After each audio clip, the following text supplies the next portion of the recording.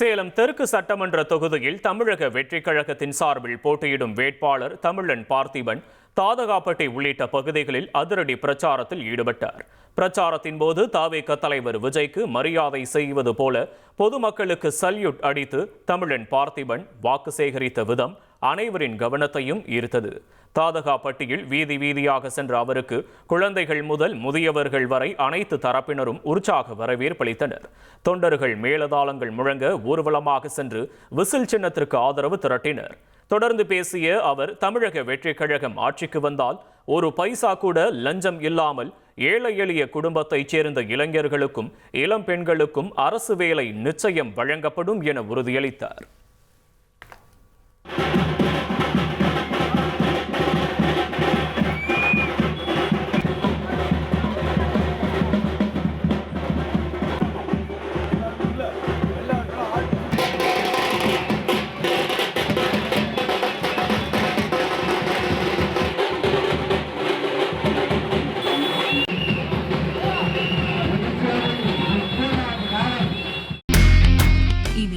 செல்லும் இடமெல்லாம் செய்தி. தந்தி டிவியின் வாட்ஸ்அப் சேனலை ஃபாலோ பண்ணினா செல்லருக்கும் இடமெல்லாம் செய்தி.